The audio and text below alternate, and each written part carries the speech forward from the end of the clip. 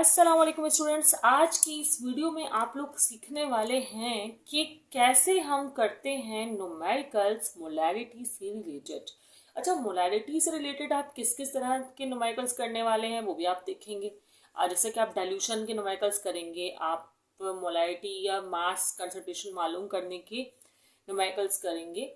ठीक है, चलिए स्टार्ट करते हैं। जैसे पहला न्यूमेरिकल आपके पास 6.1, जिसमें कह रहा है कि how do you prepare solution of 100 ml of 0.40 magnesium sulphate. अच्छा, सब छोड़ें, डाटा बनाना शुरू करें। डाटा की हेडिंग अप्लाई करें। डाटा तो मैं लिख लेती हूँ, लेकिन मैं आपको बता दूँ कि फिजिक्स के भी तमाम न्यूमेरिकल्स चैनल पर अपलोडेड हैं। स्टूडेंट्स को पता नहीं होता है तो इसलिए बता दी जाता है। और उसके अलावा केमिस्ट्री के भी जो तमाम न्यूमेरिकल्स हैं क्लास 9 से रिलेटेड अपलोडेड हैं। जब तक 6 तक ही हैं न्यूमेरिकल्स ना, उससे उससे पहले के अपलोडेड हैं। ठीक है, चल अच्छा, टाइम वेस्ट नहीं करते। कह रहे हैं कि 100 ml of 0.40 magnesium sulphate. Okay ठीक है, आपको एक मोलारिटी दी हुई है, उसमें बोला हुआ है कि वो 0.40 है। ठीक है, और उसी का वॉल्यूम दिया हुआ है। मुझे वॉल्यूम पहले लिखना चाहिए, स्टूडेंट ना कंफ्यूज होते हैं इस तरह के, भाई मोलारिटी पहले बोला नहीं लिख दिया। सही है, लेकिन कोई बिग डील नहीं है, ये ओके है। और वॉल्यूम 1 जो दिया हुआ आपको 100 ml दिया हुआ है। ठीक है, अब कह रहे हैं कि मोलैरिटी जो है वो सॉल्यूशन की चेंज हो गई। ये 0.40 मोलर से हो गया 2 मोलर। अब आप बताएं, वॉल्यूम हमने बढ़ाया होगा या कम किया होगा। खैर इसका लॉजिक भी है, लेकिन फिलहाल हम न्यूमेरिकल के जरिए मालूम करेंगे कि वॉल्यूम को क्या हुआ होगा। मोलैरिटी हो गई है इसकी, बढ़ गई है मोलैरिटी। साफ दिख रहा है कि क्या हुआ होगा, लेकिन मैं आपको बताऊंगी नहीं। देखिए, वॉल्यूम कम हुआ होगा क्योंकि कंसंट्रेशन जो है वो बढ़ गई है, तो सॉल्यूट ज़्यादा हो गया, तो वॉल्यूम कम ही हुआ होगा। लेकिन फिलहाल अभी हम क्या कहते हैं, न्यूमेरिकल करते हैं ना। स्टूडेंट्स देखिए, क्वेश्चन करते हुए ना डिफरेंट हेडिंग्स हो सकती हैं, लाइक डाटा, डाटा में रिक्वायर्ड, गिवन, सॉल्यूशन से पहले फॉर्मूला। आपकी मर्जी, आप ऐसे सिंपली करें या हेडिंग्स डाल के करें। ठीक है, अच्छा, M1 V1 is equal to M2 V2, ये अप्लाई होता है फॉर्मूला जब हम इस तरह के क्वेश्चंस कर रहे होते हैं। ठीक है, तो M1 कितना आपके पास 0.40 है। आप चाहे तो लिखें, ना चाहे तो ना लिखें, एक ही बात है, क्योंकि 0 वैसे ही नेग्लेक्ट होना चाहिए, लिख लेते हैं।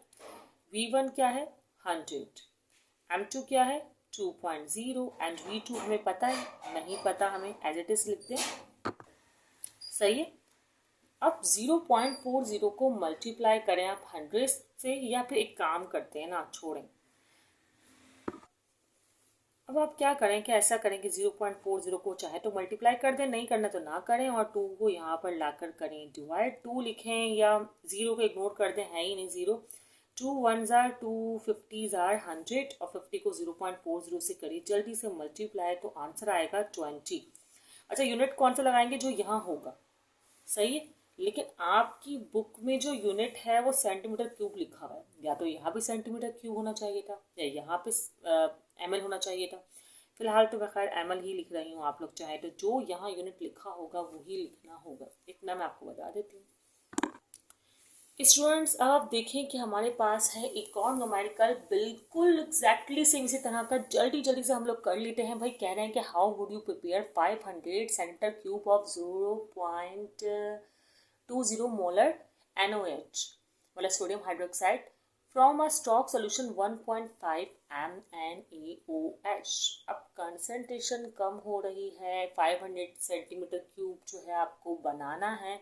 तो भाई एक काम करते हैं, देखिए इसमें जो है आप इस तरह करिए कि आपके पास जो ये 500 सेंटीमीटर क्यूब है ना, इसे अभी आपको ये बनाना है। हाउ वुड यू प्रिपेयर, तो ये बाद वाला हुआ। सही, लेकिन अगर आप इसको देखिए, 500 सेंटीमीटर क्यूब को अगर आप V1 लिख लें और 0.20 को M1 लिख लें और सॉल्व कर लें, तब भी आपका आंसर तो है वो आ जाएगा। लेकिन फिर भी मैं आपको तरीके से बताती हूँ। देखिए, ये बाद में बनना है, तो ये M2 और V2 गिवन है, और जो आपके पास पहले से ऑलरेडी है ना स्टॉक सोल्यूशन, वो है 1.5 M। तो आपको डाटा इस तरह बनाना चाहिए कि आपको मोलैरिटी जो है, जो पहले से है, मतलब उस सॉल्यूशन की, वो M1 है 1.5 M, और उसके बाद M2 जो आपके पास हो गया है वो है 0.20 M, और वॉल्यूम था इस वक्त जब M2 ये वाला है तो इसको V2 बोलना पड़ेगा, उस वक्त जो वॉल्यूम होना है वो है 500 सेंटीमीटर क्यूब। तो आपको पता लगाना है कि स्टॉक सॉल्यूशन का वॉल्यूम कितना था, V1। ठीक है, अब आप बताएं इनमें कंसनट्रेटेड क्या है, 1.5 है या 0.20 है। कंसनट्रेटेड 1.5 है ना, तो आपको मैं ये तरीका बताती हूँ कि आप लिखें यहाँ पर कंसनट्रेटेड और दूसरी साइड आप क्या लिखें, diluted. Concentrated solution, diluted solution. ठीक है, अब कंसनट्रेटेड जो है वो आपके पास M1V1 है। ठीक है, तो आप लोग भी लिखें M1V1 is equal to M2V2। M1 कितना था 1.5, V1 आपको गिवन नहीं है, आप एज इट इज लिखते हैं। M2 कितना है आपके पास 0.20, V2 भी आपको गिवन है जो कि है 500, आप ऐसे ही लिख दें। और फिर आप क्या करें कि 0.20 को 500 से कर दें मल्टीप्लाई, तो आपके पास आ जाएगा 100। अब ये मल्टीप्लाई में है तो यहाँ आकर आपको v को बिल्कुल अलोन करना है ना, तो ये 1.5 हो जाएगा डिवाइड। अब 1.5 को आप जब 100 से डिवाइड करेंगे तो आपका फाइनल आंसर आएगा 66.66। और यूनिट मैंने आपको कहा था जो यहाँ यूनिट होगा आप वही यूनिट लिखेंगे सेंटीमीटर क्यूब। स्टूडेंट्स, मैंने सोचा कि परसेंटेज बाय मास और परसेंट बाय वॉल्यूम भी जो है मैं आपको इसी वीडियो में सिखा दूं। अच्छा, एक बात नोटिस कीजिए आप लोग कि ये भी कंसंट्रेशन का ये एक यूनिट है। मतलब फॉर एग्जांपल मैंने बोला कि एक गिलास पानी है लेकिन उसमें जो है वो 10% नमक है। अगर वो गिलास जो है वो 250 ml का है तो 10% के लिहाज से उसमें कितना नमक होना चाहिए। अगर हम मास बाय मास की बात कर रहे हैं तो 25 सॉरी अगर मैं ml में मैं कह रही हूँ और मास ले रही हूँ तो 25 जो है वो ग्राम है।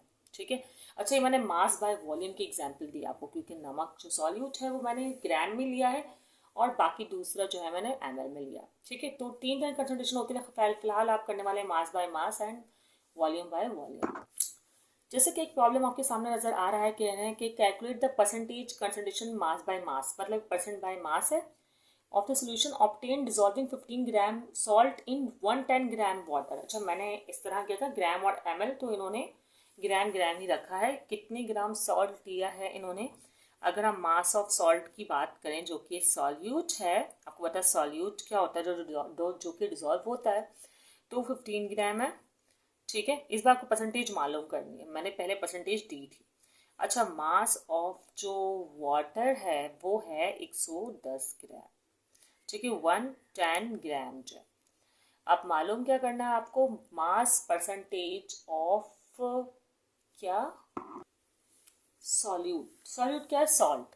मतलब आप लिखते हैं कि भाई आपको मास परसेंट सॉल्ट, मतलब कितने परसेंट आपने नमक इस वाटर में डाला है, कंसंट्रेशन मालूम करनी है आपको सॉल्यूट की जो कि इस वक्त सॉल्ट है। ठीक है, और फॉर्मूला करते हैं। अच्छा, फॉर्मूला क्या है उससे ना मुझे एक चीज़ आपको बतानी है, फिर मैं लिखूंगी। लेकिन फॉर्मूला ये है कि आपको अगर परसेंटेज मालूम करनी है मास बाय मास, तो आपको करना ये होगा कि आपको नोमिनेटर में लिखना होगा मास सॉल्यूट का, मतलब जो कि आपने ऐड कर, आप लोग जो ऑब्टेन मार्क्स होते हैं ऊपर लिखते हैं ना, बिल्कुल उसी तरह आपको यहाँ मास सॉल्यूट का, ये सॉल्ट लिख रही थी, चलो सॉल्यूट लिखते हैं, कोई मसला नहीं है, लिखना होगा। उसके बाद जो है आपको नीचे क्या करना होगा, मास ना आपको सिर्फ पानी का नहीं लेना होगा, आपको इसको भी ऐड करना होगा। ठीक है, 110 और 15 इसको ऐड करके लिखना होगा। तो मैं यहाँ पर लिख देती हूँ कि मास ऑफ सॉल्यूशन जो है हमारे पास हुआ, मास ऑफ सॉल्यूशन हमारे पास कहलाएगा वो, मैं यहाँ लिख भी देती हूँ कि हमें मास ऑफ सॉल्यूशन चाहिए, इसमें नमक का वेट भी जो है वो शामिल हो गया है। ठीक है, और मल्टीप्लाई बाय 100 भी होता है, बता दूँ परसेंटेज निकाल रहे हैं ना, तो वो कैसे आएगा कि आप लिखेंगे 15 और इसमें ऐड कर देंगे 110, आपके पास आंसर आया 125 ग्राम। एग्री। अब जल्दी से करते हैं सॉल्यूशन। मास ऑफ सॉल्यूट है हमारे पास 15 ग्राम, मास ऑफ सॉल्यूशन है 125 ग्राम, मल्टीप्लाई करेंगे इसे 100 से। आप चाहे तो कटिंग भी कर सकते हैं, हो रही है, लेकिन फिलहाल इतना टाइम होता नहीं एग्जाम में। आप लोग क्या करें, 15 को मल्टीप्लाई करें 100 से, डिवाइड करें 125 से, तो आपके पास आंसर आएगा 12%। अब ये क्वेश्चन तो हो गया। एक और क्वेश्चन हम करते हैं 12। ठीक है स्टूडेंट्स, इस क्वेश्चन को गौर करें। ये है परसेंट बाय वॉल्यूम, मतलब V बाय V के लिए। अब यहाँ पे कहने calculate the volume by volume percent of solution obtained by mixing 25 centimetre cube of ethanol in water to produce 150 centimetre cube of the solution. अच्छा, इसमें ना एक चीज़ की हुई, पहले तो मैं आपको बता दूँ 25 सेंटीमीटर क्यूब ऑफ इथेनॉल, यही आपके पास जो है वो वॉल्यूम ऑफ सोल्यूट हुआ, क्योंकि वॉल्यूम दिया हुआ है। फिर हम आगे बात करते हैं, वॉल्यूम ऑफ सॉल्यूट क्या हुआ, 25 सेंटीमीटर क्यूब। दूसरी चीज़ है कि water to produce 150 centimetre cube of the solution, किस में डाला है ये नहीं बोला, बस बता दें कि 150 centimetre cube of the solution दिया हुआ है। यहाँ पर आपको मास ऑफ सॉल्यूशन निकालना पड़ा था, यहाँ आपको नहीं निकालना होगा, क्योंकि वॉल्यूम ऑफ सॉल्यूशन डायरेक्टली आपको दिया हुआ था, बल्कि दिया हुआ है, था क्या, अभी हमें क्वेश्चन कर रहे हैं। ठीक है, वॉल्यूम ऑफ सॉल्यूशन आपको कितना दिया हुआ, 150 सेंटीमीटर क्यूब। अब आपको कह रहे हैं कि वॉल्यूम बाय वॉल्यूम परसेंट निकालनी है आपको। वॉल्यूम बाय वॉल्यूम हम परसेंट निकालेंगे, क्यों नहीं निकालेंगे, आसान काम है। ठीक है, इतना आसान भी नहीं है, वैसे आसान है बल्कि। अब मैं यहाँ फॉर्मूला लिख देती हूँ। फॉर्मूला भाई वही है जो कि हमने जैसे पहले अप्लाई किया। वॉल्यूम ऑफ सॉल्यूट आप लिखेंगे नॉमिनेटर में, वॉल्यूम ऑफ सोल्यूशन लिखेंगे आप डिनोमिनेटर में। अगर आप बिल्कुल बच्चों की तरह आपको समझाऊँ तो होता ये कि जो कम वाला होता है वो आप लिखेंगे नॉमिनेटर में, और डिनोमिनेटर में आप लिखेंगे जो ज़्यादा है। सिंपल, लिख लें। 25 डिवाइड होगा ये 150 से, मल्टीप्लाई करेंगे इसे 100 से, आंसर आएगा 16.66%, जिसे आप राउंड ऑफ करके लिख सकते हैं, जो कि बराबर होगा, आपको पता है 5 से बड़ी वैल्यू है तो आप इसको एक हटाकर एक बढ़ा देंगे। यहाँ पर राउंड ऑफ के रूल्स वैसे मैंने सिखाए हुए, चैनल पर कोई ना कोई वीडियो होगी आपको मिल जाएगी। 16.7%। ठीक है, लॉक करते हुए मैंने बताया है राउंड ऑफ करना ना, आपको उस वीडियो में मिल सकता है। 2.2 है शायद, एक्सरसाइज 2.2 क्लास 9। अच्छा, यहाँ पर से देख लें, और अगर आप भूल भी जाएंगे राउंड ऑफ करना तो कोई इतने मसले की बात नहीं, ये आंसर भी करेक्ट। स्टूडेंट्स, अब आप लोगों ने ये तो सीख लिया है, लेकिन मोलारिटी के क्वेश्चन भी मुझे इसी वीडियो में करवाने थे, लेकिन ये ऑलरेडी काफ़ी लॉन्ग वीडियो है, तो हम मोलारिटी क्वेश्चन करेंगे नेक्स्ट वीडियो में। और इसके अलावा हमें ये तो एग्जाम्पल्स है ना, हमें अनसॉल्व एक्सरसाइजेस भी करनी है मोलारिटी से रिलेटेड, जो कि काफ़ी इंपॉर्टेंट है एग्जाम के पॉइंट ऑफ व्यू से। तो अगर आप लोगों ने अब तक चैनल सब्सक्राइब नहीं किया, चैनल सब्सक्राइब कर लें, ताकि आपको जब वो वीडियोस अपलोड हो तो उसका नोटिफिकेशन मिल जाए। बेस्ट ऑफ लक स्टूडेंट्स, दुआ में याद रखिएगा।